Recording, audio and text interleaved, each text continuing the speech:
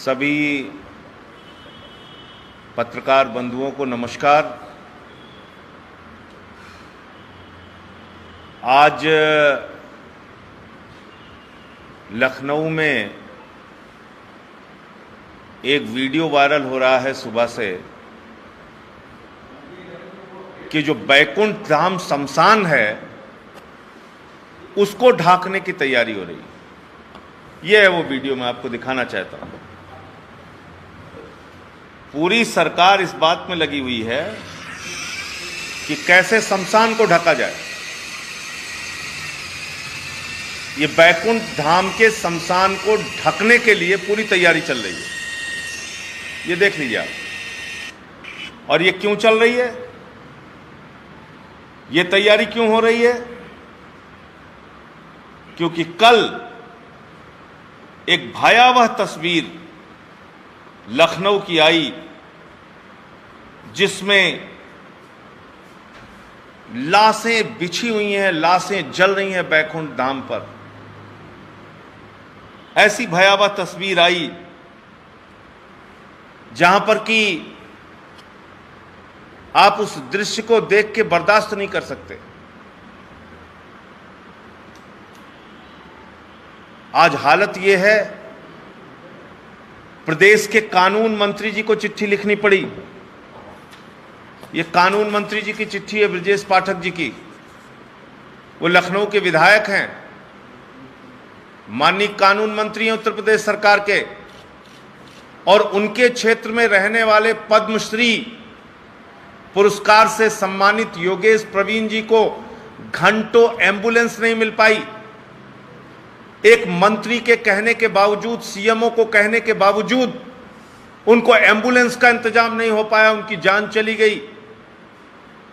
जिलाधिकारी लखनऊ का video viral हुआ जिसमें जिलाधिकारी ने साफ तौर पे कहा रोडों पे मौत हो रही है, रोडों पे लोग मर रहे हैं। और एक बहुत ही दुखदाई खबर आई, एक पूर्व जिला जज हैं रमेश चंद्रा जी, उनकी पत्नी 64 वर्षीय उनकी पत्नी, वो अपनी पत्नी के लिए, बेड के लिए रोते रहे, बिलखते रहे, चीखते रहे, एम्बुलेंस के लिए रोते रहे, इलाज के लिए रोते रहे, और उनकी पत्नी की मृत्यु हो गई।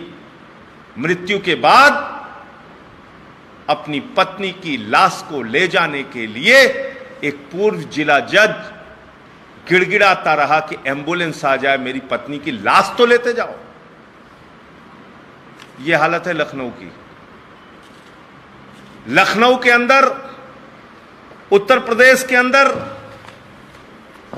आज पूरी कवायद और कोशिश इस बात की हो रही है कि कैसे इस बीमारी की भयावहता को छिपाया जाए, कैसे कोरोना के संक्रमण की रिपोर्ट को दबाया जाए, कैसे हॉस्पिटल में बेड नहीं मिल रही इस खबर को अब बाहर न निकलने दिया जाए, कैसे डीएम ने कह दिया कि रोड पर लोगों की जान जा रही है, उसके खिलाफ जांच करो।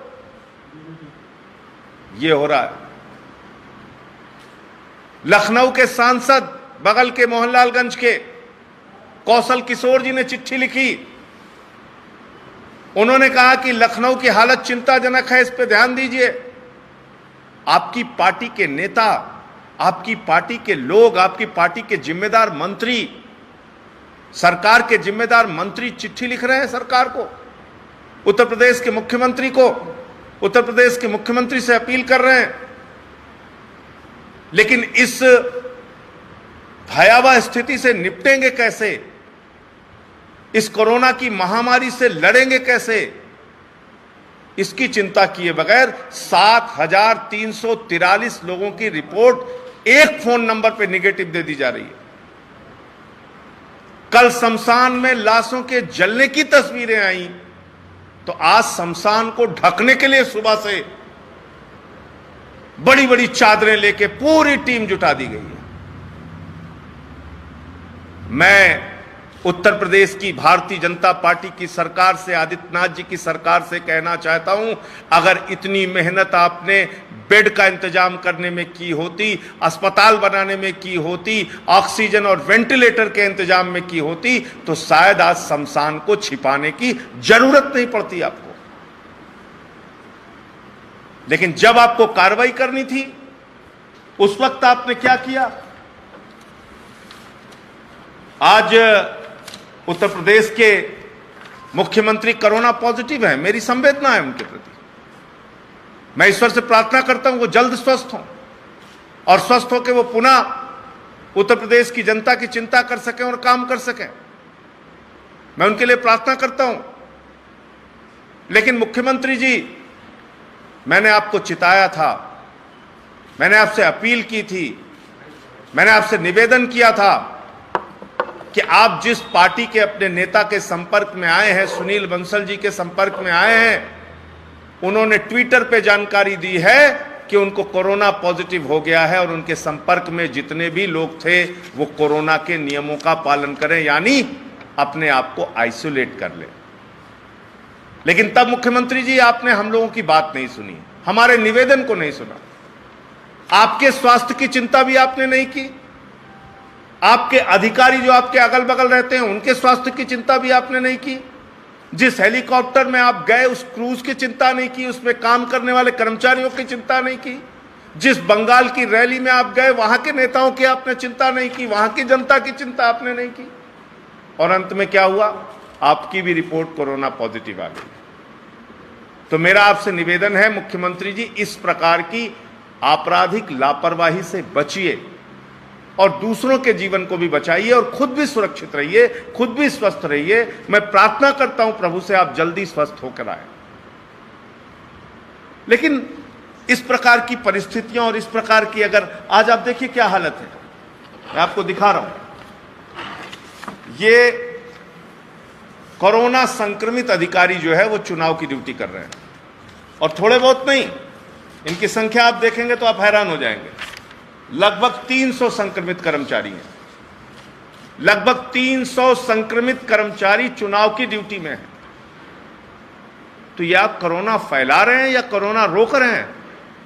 कोरोना की रोकथाम के लिए कदम उठा रहे हैं या कोरोना को बढ़ाने के लिए कदम उठा रहे हैं? कोरोना को फैलाने के लिए कदम उठा रहे हैं?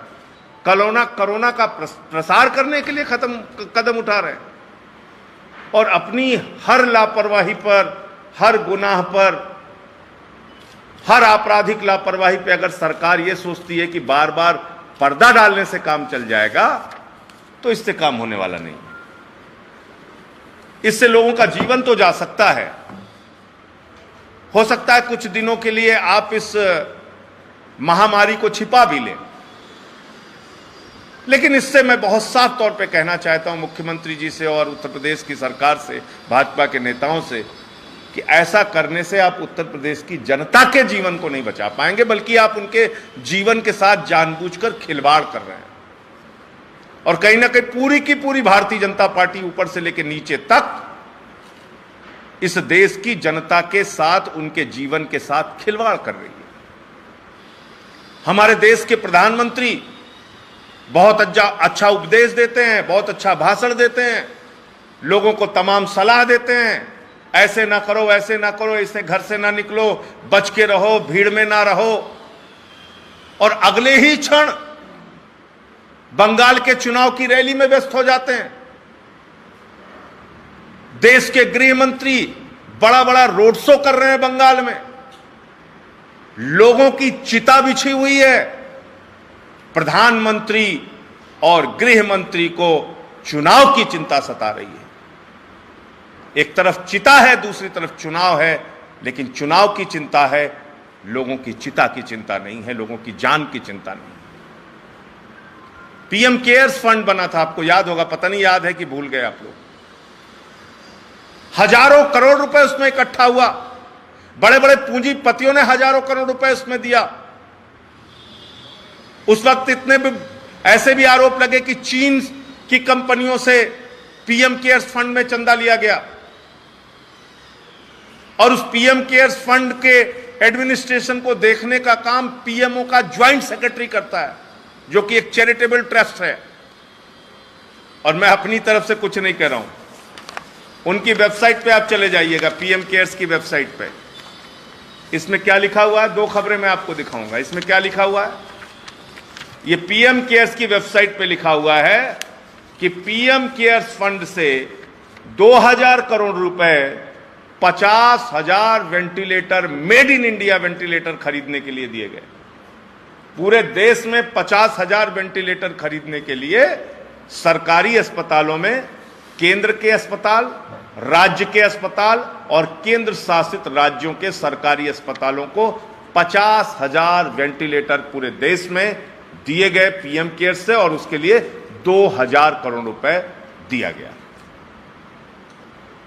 और 1000 करोड़ रुपए माइग्रेंट लेबरर्स के लिए दिए गए, और 100 करोड़ रुपए वैक्सीन बनाने के प्रयोग के लिए दिए गए, उसके रिसर्च के लिए दिए गए। ये पीएम केयर्स की वेबसाइट पे पड़ा है, मैं अपनी ओर से कुछ नहीं कह रहा हूं। अब आ जाइए, इसकी सच्चाई देखिए आप। राजस्थान में ये पीएम केयर्स के फंड से भेजे गए वेंटिलेटर की हकीकत है। ये शमशान में दलाली का सच है, ये लोगों की जिंदगी के साथ खिलवाड़ करने के घोटाले का सच है, उसके घपले का सच है। राजस्थान में जो वेंटिलेटर पीएम केयर्स के माध्यम से भेजे गए, उसमें से 90 से 95% वेंटिलेटर फॉल्टी हैं, खराब हैं। वेंटिलेटर में भी घपला, वेंटिलेटर में भी घोटाला। पीएम केयर्स के पैसे से खरीदे गए वेंटिलेटर में ऐसा घोटाला कि उसमें प्रेशर ड्रॉप होता है। उस वेंटिलेटर का इस्तेमाल जिस व्यक्ति की जिंदगी के लिए किया जाएगा, उसकी तो जान चली जाएगी। प्रधानमंत्री जी, इसका हिसाब पूरी की पूरी भारतीय जनता पार्टी को और इस सरकार को, देश के प्रधानमंत्री को देना चाहिए, जो पीएम केयर्स के फंड को लेके सीना ठोक के कहते थे कि इसको कोरोना की महामारी से लड़ने के लिए इस्तेमाल किया जाएगा। यह इस्तेमाल हो रहा है। पीएम केयर्स के फंड में वेंटिलेटर की खरीद में घपले और घोटाले का यह मामला सामने आया है। इस पर देश के प्रधानमंत्री को और उनकी पूरी सरकार को, जो पीएम केयर्स को जस्टिफाई करने में लगी थी, उनको जवाब देना चाहिए। और मैं अंत में सिर्फ इतना कहना चाहता हूं कि आज जो परिस्थितियां उत्तर प्रदेश में हैं, इसमें तत्काल प्राइवेट नर्सिंग होम्स के बेड को सरकार अपने कब्जे में ले, वहां पर ऑक्सीजन बेड बनाए, वहां पे वेंटिलेटर बेड बनाए, वहां पे आईसीयू बेड बनाए, क्वारंटाइन करने के लिए बैंक्वेट्स का, बड़े बड़े होटल्स का, उसको भी हॉस्पिटल में कन्वर्ट करने का काम सरकार करे, स्टेडियम को भी ऑक्यूपाई करके वहां भी वेंटिलेटर और ऑक्सीजन बेड बनाने का काम सरकार करे। जल्द से जल्द इंतजाम कर लीजिए, क्योंकि इस बार के वायरस की खतरनाक स्थिति का हमको आपको कोई अंदाजा नहीं है। नहीं आए थे इतने केस पिछली बार। 1,99,000 से 2 लाख से ज्यादा केस एक दिन में। जब केसेस 1 लाख हुए थे, पूरे देश में हाहाकार मच गया था। अब जैसे लग रहा है कुछ हुआ ही नहीं। चुनाव की रैली में शिवराज सिंह जी व्यस्त हैं, चुनाव की रैली में प्रधानमंत्री जी व्यस्त हैं, चुनाव की रैली में गृह मंत्री व्यस्त हैं, चुनाव की रैली में पूरे के पूरे भारतीय जनता पार्टी के नेता व्यस्त हैं। आप लोगों के जीवन के साथ खिलवाड़ कर रहे हैं। नॉर्वे के मुख्यमंत्री का एक उदाहरण मैं देख रहा था, एक वीडियो। नॉर्वे की प्रधानमंत्री ने अपने बर्थडे की पार्टी में 10 की जगह 13 लोगों को बुला लिया। 1,75,000 रुपए भारतीय करेंसी के हिसाब से उनके ऊपर फाइन किया वहां की पुलिस ने। प्रधानमंत्री पे पुलिस ने फाइन किया और यह लिखा कि अगर किसी सामान्य व्यक्ति ने 10 व्यक्ति से ज्यादा के नियम को तोड़ा होता तो शायद एक बार हम उन्हें माफ कर देते, लेकिन देश की प्रधानमंत्री होते हुए भी आपने नियमों को तोड़ा, इसलिए आपके ऊपर यह फाइन किया जा रहा है। यह है रूल ऑफ लॉ। यह देश का कानून जो सर्वोपरि है। लेकिन हमारे प्रधानमंत्री और गृह मंत्री जब खुद ही भीड़ इकट्ठा कर रहे हैं, कह रहे हैं लोग आओ इकट्ठा हो, कोरोना बांटो, तो आप क्या उम्मीद कर सकते हैं?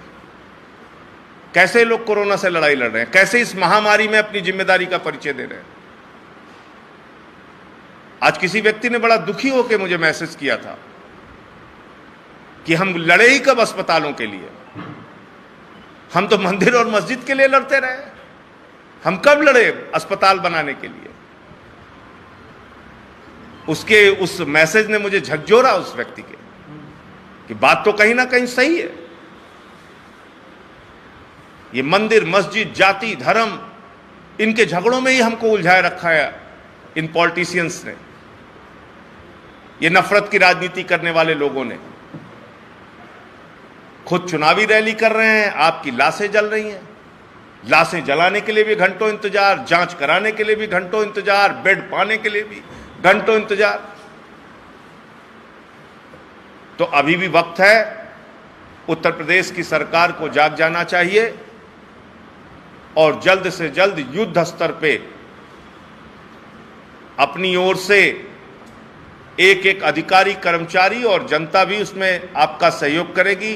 पिछली बार भी जनता ने सहयोग किया था इतनी बड़ी महामारी के दौरान उससे निपटने के लिए, चाहे वो तमाम भोजन के स्टॉल चलाने की ज़रूरत हो, मास्क और सैनिटाइजर देने की ज़रूरत हो, सब कुछ किया था लोगों ने, उनका भी सहयोग लीजिए। लेकिन कुछ चिंता करते हुए नजर आइए। आप तो आंकड़े छिपाने में लगे हुए हैं, आपकी तो पूरी सरकार आंकड़े छिपाने में लगी हुई है। ये कैसा मजाक है? आंकड़े छिपा के आप इस बीमारी से कैसे लड़ पाएंगे? इस संक्रमण को पहचान कैसे पाएंगे? इसकी भयावहता को कैसे पहचान पाएंगे? मैं आम आदमी पार्टी के एक एक कार्यकर्ता से अपील करता हूं,